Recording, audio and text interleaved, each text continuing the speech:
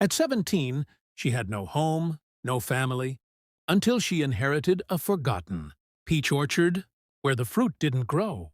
Seeds, it grew secrets. Before we begin, make sure to join our YouTube family by hitting that subscribe button. If you enjoy stories like this, don't forget to like the video and drop a comment below, telling us where you're watching from and what time it is in your country. Now, take a deep breath, get comfortable, and let's dive into the story. Maya was 17 years old when the world finally ran out of places for her to go. For weeks, she had been moving from one corner of the city to another, carrying everything she owned in a small, worn backpack. Some nights she slept on a wooden bench at an empty bus stop. Other nights she found a quiet alley where the streetlights barely worked. When it rained, she hid under broken roofs or old bridges, listening to the sound of water hitting the ground around her. She had learned how to stay quiet, how to stay unnoticed, because when you had nothing, being seen could sometimes make things worse. That afternoon, she sat alone on a bench near a small town office building. Her clothes were dusty, her hands cold, and her eyes tired. She didn't know where she would sleep that night. Then a woman stepped out of the building and walked toward her. "Are you Maya?" she asked gently. Maya looked up, surprised. No one had called her by her name in a long time. "Yes," she said slowly. The woman nodded and held out a folded paper. "I've been looking for you," she said. "You've inherited something." Maya frowned. "That's not possible," she replied. "I don't have anyone." The woman hesitated for a moment. "It was left in your name," she said. "A peach orchard. It belonged to your family." Maya stared at the paper. A peach orchard? It didn't make sense. She didn't remember any family. No parents, no relatives, nothing. But the paper had her name written clearly, and a map. With nowhere else to go, Maya decided to follow it. The journey took most of the day. The road slowly changed from busy streets to quiet paths, and then to a narrow dirt trail that led away from the village. By the time she reached the orchard, the sun was still high in the sky. Maya stopped walking. The place looked forgotten. Tall grass covered the ground, brushing against her legs as she stepped forward. The trees were scattered unevenly, their branches thin and dry. Some trunks were cracked, and others leaned to one side as if they had been pushed by strong winds long ago. There were no fruits, no fresh leaves. "This place is dead," Maya whispered.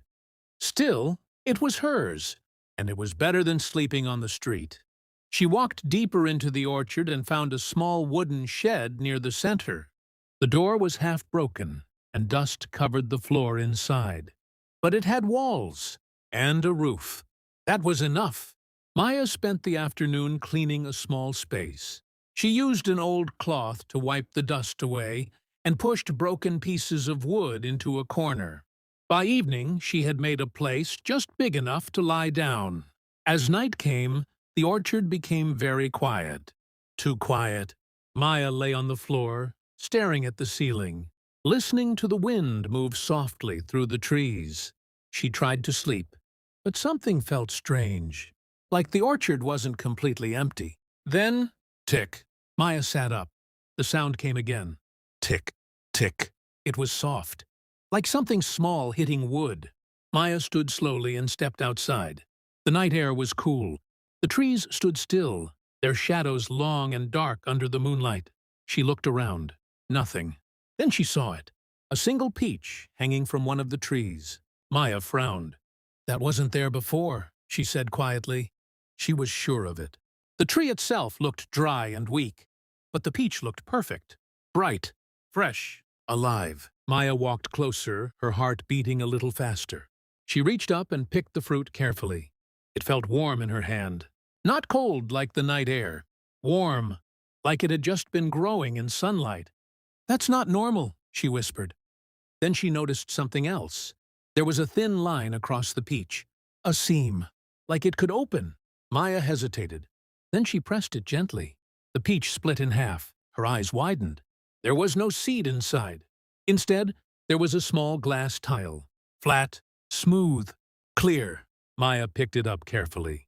As soon as the moonlight touched it, something strange happened. Letters began to appear inside the glass, slowly, like fog turning into shapes. Maya held her breath and read the words. "Water the tree that does not drink." She blinked. "What does that even mean?" she whispered. Her heart started beating faster. This wasn't normal. Fruit didn't carry messages. Nothing about this orchard made sense. Then, tick, another sound behind her. Maya turned quickly. Another peach had fallen to the ground. She stared at it. Then at the tree it came from. It was another dry, lifeless tree. But now, it had fruit. Maya slowly picked up the second peach. Her hands were shaking. If this one had another message, then the orchard wasn't just strange. It was trying to speak. And somehow, it had been waiting for her to arrive. The next morning, sunlight filled the orchard, making everything look calmer than it had felt during the night. But Maya knew better. She sat outside the small shed, holding the glass tile tightly in her hand. "Water the tree that does not drink," she repeated quietly. It sounded like a riddle, and if the orchard was giving her riddles, there had to be a reason. Maya stood up and began walking slowly between the trees. Most of them looked the same, dry, quiet, forgotten. But she paid closer attention now. She looked at the trunks, the branches, the ground around them. Then she noticed something. One tree stood slightly apart from the others. Its bark looked smoother, less cracked, and the ground around it looked different, cleaner, almost untouched. Maya walked closer. She knelt down and looked carefully. There were no roots visible above the ground, no dry leaves around its base. It didn't look like it needed water at all. "This must be it," she whispered. She walked to the well nearby and filled a small bucket. The water was cold and clear.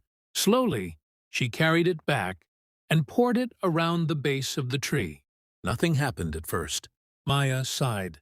"Maybe I'm wrong," she said. She stood up and turned to leave. Click. The sound was soft, but clear. Maya froze. She looked down. The ground had shifted slightly. Her heart started beating faster. She knelt quickly and brushed away the dirt with her hands. Underneath, a small square stone panel appeared. It had a tiny opening on one side. Maya pulled it open carefully. Inside, there was another glass tile. Her breath caught. She picked it up slowly. As sunlight touched it, words began to form again. "Good, you can see." Maya stepped back. "See what?" she whispered. More words appeared. "This orchard does not grow fruit." Her chest tightened. "It grows decisions." Maya frowned. "Decisions?" she repeated. She didn't understand, but she felt something important was hidden in those words. That night more peaches appeared. More than before. Maya collected them carefully. Each one held a glass tile. Each tile had a different message. Trust the path with no footprints. Do not follow voices after dark. Choose the tree that bends but does not break. Maya spread the tiles on the floor of the shed. Her mind raced. These weren't random. They were instructions, warnings, choices. The orchard wasn't just showing her something. It was guiding her, testing her. The next day, Maya decided to follow one of the messages. She chose the first one. Trust the path with no footprints. She walked to the far edge of the orchard. There, she found two narrow paths leading into the trees. One path had footprints in the dirt, clear signs that someone had walked there recently. The other path was smooth, untouched. Maya hesitated. If someone had walked the first path, then maybe it was safer. But the message said not to trust it. Her heart beat faster. Finally, she stepped onto the empty path. As she walked, the air grew cooler. The trees stood closer together. Shadows covered the ground. The light from the sky barely reached through the branches. Then, Maya. She froze. Her name. Someone had called her name. Slowly, she turned her head. "Maya, come back." The voice sounded soft, kind, familiar, like someone she should trust. Her chest tightened. But then she remembered another message. Do not follow voices after dark. Her breath became heavy. The voice wasn't real. Or worse, it was something dangerous trying to trick her. Maya! This time, the voice sounded closer. Right behind her. Maya's heart pounded. But she didn't turn around. She faced forward and kept walking, step by step, faster and faster. The voice called again, but she ignored it. Finally, the path ended. Maya stopped.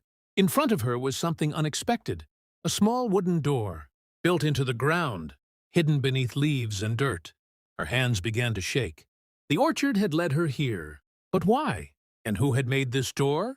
As she reached out to touch it, Maya realized something terrifying. The footprints she had avoided earlier were now appearing behind her on the empty path.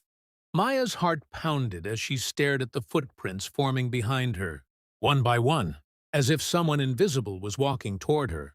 The dirt pressed down. Step! Step! Step! But there was no one there. No shadow. No sound. Just footprints appearing out of nothing. Maya's breath became quick and uneven. "This isn't real," she whispered. But it was. The orchard was showing her something, or protecting her from something. She turned quickly and grabbed the handle of the small wooden door. With shaking hands, she pulled it open. It creaked softly. The footsteps stopped. Maya didn't look back. She quickly climbed down the narrow steps beneath the ground and pulled the door closed behind her. Silence. Complete silence.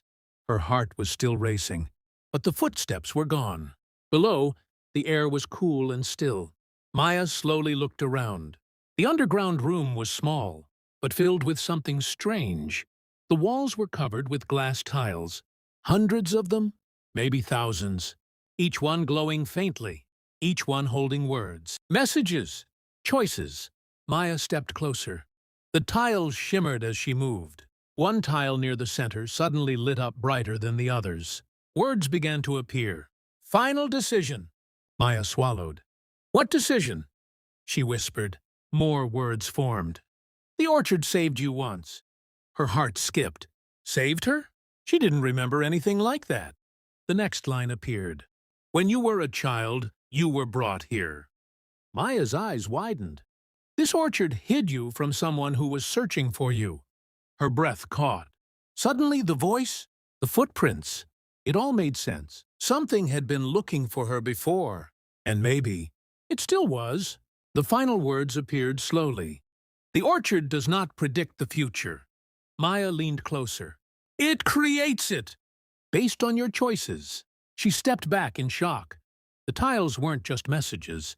They were possibilities, paths, outcomes. The orchard wasn't guiding her to one answer. It was letting her choose what happens next.